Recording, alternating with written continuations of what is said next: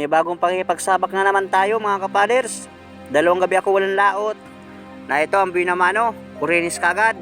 Hindi ko muna kagad pinagkasan ng pana at alanganin. Baka makabunot. Uy, nasa na yun? Hindi naglabas-labas. Dito sa kabilang butas na ito. Buti na lang at lampasan ng butas nitong bahura. Nasa ilalim pa ng butas. Gitik, orinis. Pambinta mga kapaders. Meron nga pala sa aking umorder ng isda ngayon. Sulundib lang ako ngayon. Kasama ko si Kadebs Rico, bantay sa bangka. Na ito, kupa pang malapad. Huli ka, kwartang linaw. Salamat ulit Lord. Tsimpo ito bukas at kahapon maraming dumating na mga turista. Mayroon pang isda, solid na pula. Madagdagan pa sana yung kopa o kaya banagan. At para bukas sa mga turista, meron tayong maibinta. Na ito, malapad na talikbago. Dinoplasan mga kapaders. Ulitin natin. Sigurado na ito. Nagitik. Salamat Lord sa iyong pag-aplos sa kalawakan ng karagatan at bahagyang kumalma ang dagat. Uy, dalawang sulid. Aling unahin ko dito. Itong nakalabas sa butas. Nagitna ng katawan. Mayroon pang isa. Yung isa loba sa butas. Nakita yata ako. Susundan ko ng langoy. Mapunta sa kabilang bahura. Bali dalawa. Parehas malaki. Sigurado na naman bukas ang pambigas. Sasamantalahin ko ngayon ang kalaman ng dagat. Baka magdalawang dive ako. Mungit bahura or labahi tagod. Sa ibang lugar, ganitong isda pala mahal ang kilo. Dito sa amin, ayos man ang presyo. Binibigay ko ng 130 kasama ng bitilya. Kontento na ako sa kaunting dilin siya. Ang mahalaga may konting kita at may pang-ulam. Wag laang mabuklo. Dito sa butas, silipin natin. Baka may mga isdang nakasuot laang. Tsaga-tsagaan ko mga kapaders, kahit malamig ang dagat. Buti na lang at mahina ang agos, hindi gasinong malakas. Walang isda, abanti tayo sa parting unahan. At wala tayo nakikitang isda. Pakita na kayo mga isda. Uy, suga. Naroon sa butas, dumalagang surahan. Gitik, headshot. Kwarta na. Marami pala ngayon naghahanap ng isda dahil maraming mga bisita ang bawat resort dito sa paikot ng isla ng Humalig.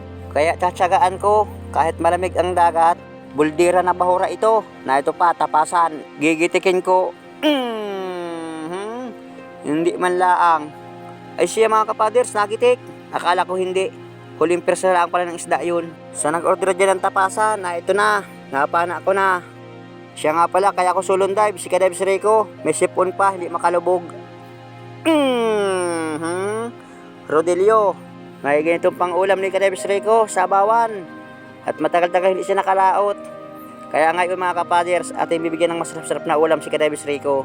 At para bumalik yung sigla ng katawan niya, hanap ulit tayo. May gumalaw sa unahan ko. Huli ka! Malapad na kupapa or pitik. Salamat ulit Lord. Nadagdagan pa yung huli kong kupapa. Bagsak presyo ko na ang kilo ng banagan. Bigay ko ng 800 ang kilo. At para sa mga gustong kumain ng banagan dyan, para makadiscount sa presyo, naroon, tapasan. Orinis at tapasan. Yan ang salita sa amin dito mga kapaders. Isa lang yun. Headshot. Malaking tapasan. Mga 1 kilohan yata ito. Hindi nawawala sakit ng lalamunan ko. Ano kaya ang gamot dito? Hanap tayo dyan sa unahan. Baka mayroong kasama. Uy, lapu-lapu. Maganda ito mga kapaders. First class. Sibungin, porsono. Lagata ka dyan. Ito man. Ayos na ito, pandaradagdag. Sana mayroon pang kasama. Medyo malayo pinuntahan namin bahura. At para makahap na magandang panain. Uy, kulambutan. May kinain mga kapaders. Hindi nahuli. Ayos at nakaisang kulambutan din.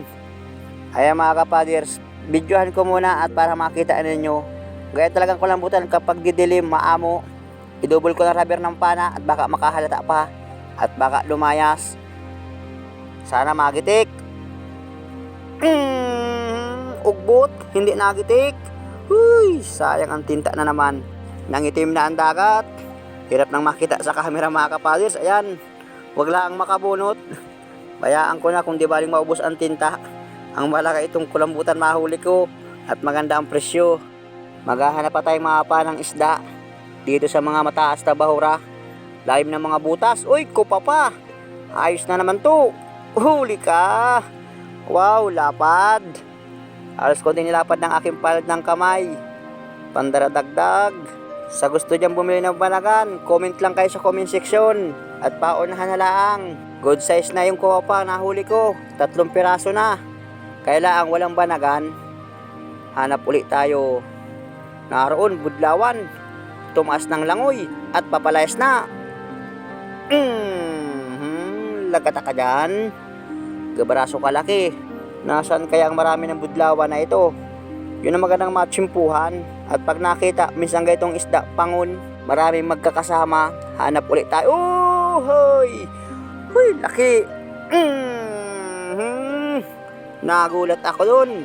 Malaking biyaya ito. Dahan-dahan nagpakita sa akin mga kapaders.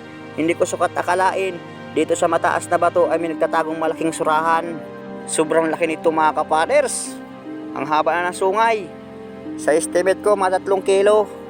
Awan lang sa estimate ninyo. Sus, ano na laki ng surahan ito. Dito lang, sulit na. 170 ang bigay ko nga pala mga kapaders. Hindi ako nabago ng presyo ng isda. Hanap tayo uli. Naroon sa butas, madaming sulid, nakasuot. Naroon, 2. Itong malaking unahin ko. At baka lumayas pa. Tinamaan. Di ako na pinapatamaan sa katigasan. Bumibili na pala si Boss Ikoy ng isda. Kaya doon tayo magdadala ng isda mga kapaders. Sa gusto dyan bumili, punta lang kayo kay Boss Ikoy at may isda dyan. Ayos, nagitik. Tapasan uli. Malalaki ang tapasan dito para rin surahan. Ganitong isda din kapag mataba, hindi nagpapanghuli ang lasa ng surahan. Ang kagandahan lang sa tapasan at masarap kunutin, lalo kapag may malunggay. Oy, bukawin, lapad. Bitilya ito. Tinutukoy-tukoy ko lang yung mga nakarestro sa GPS na mga bahura, kaya pinupuntahan ko. At baka lumakas na naman ang dagat, mahirapan tayong lumaot mga kapaders. Kaya habang kalma, samantalahin. Hanap ulit tayo dyan sa unahan. Uy, surahan yun, laki. Yun laang. Ay, tumalikod pa. Aroy, naro na, tumago na. Yun, bumalik. Nahila ng alon pabalik sa akin. Susuotin ko ito mga kapaders. At para maabot ko. Buti tinamaan sa mata. Akala ko sasablayan mga kapaders. So, ayun na. Tumiko ng stainless ng pana ko. Hindi nagpapanghuli ang laki. Yung isang napakana ko kanina. Taba. Halos madilaw na ang dibdib mga kapaders. Masarap palang palangin. Kaya lang ating huli medyo kaunti pa. Kaya ito bukas pambinta na muna. Maulam lang tayo ng ibang isdang nahuli ko. Tulad ng ganitong surahan. Pambigas muna. Hanap tayo. Ito, tapasan. Malaki na naman mga kapaders. Gigitikin ko ito para hindi makapwersa. Kaunting balagbag. Huy, nang hindi magitik yun. Bitahon ko yung kulatan ng pana mga kapaders. Persado talaga ang orinis. Kapag malaki, bayo na. Yung pana ko mga kapaders, hila-hila na. Gaya ng diskarte ko. Kapag ang isda para hindi makabunot. Ayan, pinanghinya na mga kapaders. Pwede ko nang hawakan ang kulatan ng pana. Ididiin ko pa yung stainless ng pana ko sa bahura. At para tuloy ang lumampas sa katawan ng isda.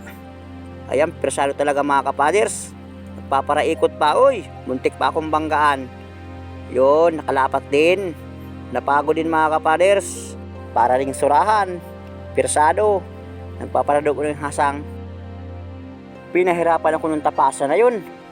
Na ito, bibiya. Paboritong ulam ng aking inakay mga kapaders. Sinuwasungkit ko. At nakatago ang ulo. Talagang ayaw lumabas. Isang sungkit pa. Hindi ka lumabas. Panain ko nga. Sala daw. Hindi ka dyan makalabas. Yun, nakatanggal din. Ayan mga kapaders, itong bahura na ikot ko na. Malutang na ako. Salamat sa inyong panonood.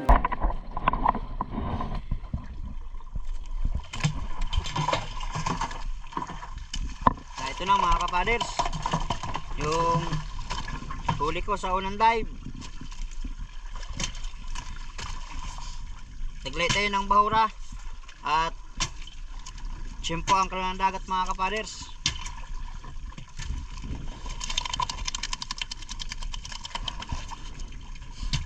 Dalawa lang kayo magkasama ni Kadebs Rico mga kapaders.